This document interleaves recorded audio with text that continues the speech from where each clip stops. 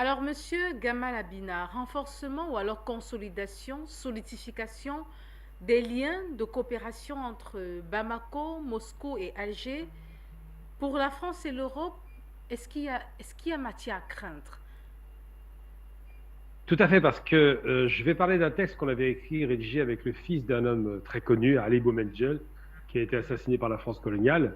Donc j'ai travaillé avec son fils, qui était un ami, qui s'appelait Sami Boumendjel, et on avait écrit un texte à destination des autorités françaises en leur expliquant que l'intérêt de collaborer en co-développement et non pas en rapport de maître à esclave avec l'Algérie serait intéressant pour eux parce que ça permettrait de pouvoir structurer une économie un peu plus saine et faire en sorte d'être une sorte de plateforme sur deux fronts, hein, nord-sud, ce fameux co-développement qu'on a appelé la colocalisation, donc la possibilité de créer de la richesse méditerranéenne pour enrichir la région, et faire en sorte que le reste de l'Afrique en profite.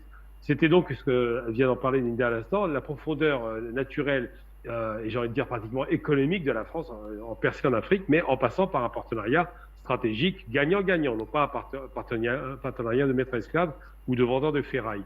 Et aujourd'hui, ces questions sont remises en cause. Pourquoi? Parce qu'effectivement, les Russes ont manifesté leur intérêt pour augmenter leur présence dans la région. Parce que, je ne suis pas d'accord avec ce qui a été dit tout à l'heure par M. Baron, la question de savoir que l'Ukraine est en guerre contre la Russie, enfin, j'allais dire que le premier jour, c'était réglé cette histoire. Maintenant, ils ont pratiquement gagné la guerre. N'a pas empêché les Russes de se déployer ailleurs. C'est pas vrai. Les Russes sont une puissance considérable. Je veux dire, d'envoyer des coopérants partout comme ils l'ont fait pendant la guerre froide. Ils le font très bien, savent le faire et proposent de la formation militaire à ces pays. Et donc, bon, l'Algérie n'a pas besoin de formation militaire, elle est très bien formée, mais en revanche, le Mali avait besoin d'encadrement, de formation et de matériel de pointe. Aujourd'hui, le Mali bénéficie d'hélicoptères de combat de haute qualité, non pas de la vieille ferraille française. Le Mali bénéficie de coopérants et de formateurs militaires de qualité, ce qui fait que les FAMA sont devenus une véritable force opérationnelle efficace pour obtenir ce qu'ils cherchent à obtenir depuis le début, à savoir ramener la paix civile sur le territoire du Nord, dans la région d'Azawad et toutes les régions qui sont revendiquées par les groupes djihadistes venus de Libye et d'Algérie. Et donc tout cela pour dire que oui, ça fait peur. Pourquoi? Parce que ce qu'on appelait à l'époque le précaré français, donc l'Afrique de l'Ouest et l'Afrique centrale, est bousculé par cette intervention russe qui sort de ses frontières. Les Russes étaient jusqu'en 2007 plutôt légalistes, plutôt tranquilles, plutôt prêts même à rentrer dans l'OTAN.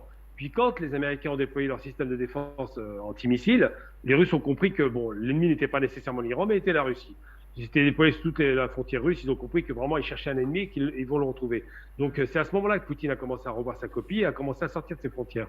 Aujourd'hui, les Russes sont très avancés en Afrique, très avancés sur leur région d'ailleurs directement, le Haut-Karabakh, on l'a bien vu, on l'a vu avec la Géorgie, avec l'Ossétie du Nord, Sud, on l'a vu avec les différentes interventions un peu sur les territoires, même le soutien qu'ils ont apporté au Kazakhstan qui était déstabilisé un temps.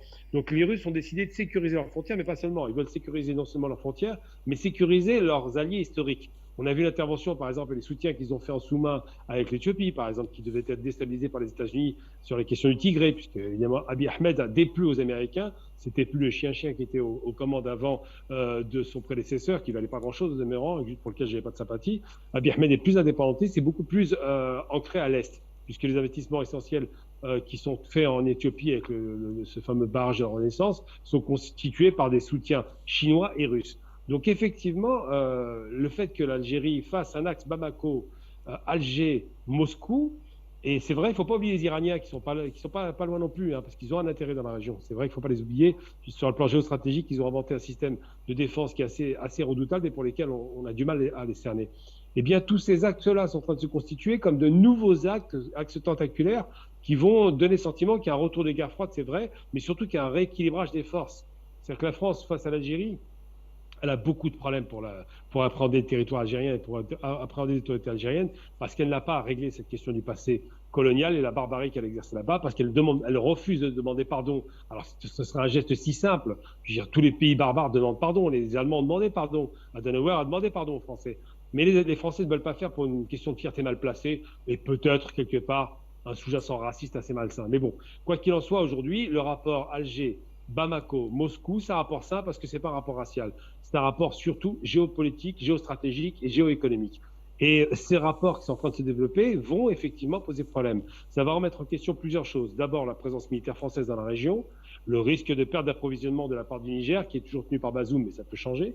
Et surtout, c'est le plus important, le fait de faire une sorte d'armée interne, peut-être, opérationnelle qui permettrait de sécuriser les frontières. Les Algériens avaient déjà proposé ça à l'époque du G5 Sahel. Ça a été mis de côté malheureusement. On sait ce que ça a donné par la suite, le sabotage organisé. Mais aujourd'hui, ce n'est pas interdit de penser avec le même type d'équipement, avec le même type de formateurs, des Russes en l'occurrence, que la région puisse se sécuriser toute seule sans passer par le gendarme de la région française qui n'avait rien à faire là-dedans d'ailleurs. Donc c'est vrai que la question de savoir qu'est-ce que ça crée une tension géopolitique et les Français auraient tout intérêt, peut-être Macron plus que les autres, puisque c'est celui qui a fait le plus de gestes, auraient tout intérêt effectivement à revoir leur copie un petit peu néocolonialiste et à se dire qu'à tout perdre, ils risquaient de perdre tout leur ex-empire français. Il faudrait peut-être commencer à discuter d'égal à égal, ne pas donner de leçons de démocratie surtout, ne pas donner de leçons de bon comportement, de bonne gouvernance, parce que les dirigeants qui mettaient au pouvoir, c'était les pires, et surtout de proposer effectivement, éventuellement, soit de laisser la place, ce serait l'idéal pour moi, ou soit simplement de faire en sorte de proposer un co-développement sérieux et réel. Je rappelle tout le temps à titre indicatif, parce que tout à l'heure j'ai entendu parler de construction d'hôpitaux, c'est une vaste plaisanterie. En 60 ans de soi-disant départ de la France, depuis 1960, quand ils ont fait semblant de donner des indépendances aux pays noirs africains, puisqu'ils continuent à massacrer l'Algérie, en 60 ans, l'Afrique n'a pas décollé d'1 centimètre carré. Les rares développements économiques qui ont été concentrés en Afrique noire sont des développements qui sont liés uniquement aux forces vives intérieures du pays. Mais la France n'a absolument en aucun cas participé au développement. Elle a endetté ces pays, les a mis sous tutelle, parce que quand vous endettez, vous ne pouvez pas vous en sortir, mais elle n'a pas participé au développement. Et ce n'est pas difficile, hein, il suffit de voir son miroir. Hein. L'Asie, loin des anciennes puissances coloniales anglo-françaises, surtout l'Indochine en particulier, a décollé économiquement. Ça veut dire que la proximité avec la France a posé problème. Et c'est vrai qu'en 60 ans, pas de décollage, il faut se poser des bonnes questions. Je pense qu'il faut en finir avec la France-Afrique, il faut en finir avec le néocolonialisme, il faut en finir avec le racisme avéré pour certains. Hein. On voit bien qu'ils ont juste nommé un ministre métis noir en France. Ça a créé une haine totale de la part de certaines élites, on a vu ce qui s'est passé. Donc il faut en finir avec ça et faire en sorte que les Africains se regardent en France et se disent une bonne fois pour toutes, nous sommes des hommes en mesure de pouvoir choisir nos partenaires et nous pouvons développer nos capacités parce que nous en avons les capacités. Ce n'est pas une question de capacité, c'est une question de volonté politique. J'en prends pour exemple simplement le Rwanda qui a coupé avec la France. Alors ce n'est pas le meilleur État, mais quand même, ils ont réussi quand même un saut qualitatif en termes de développement qui est assez étonnant.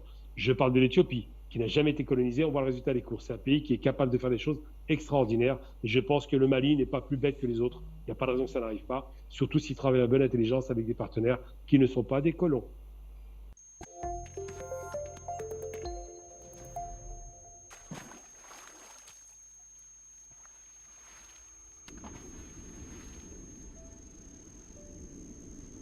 Afrique Média. Le monde, c'est nous.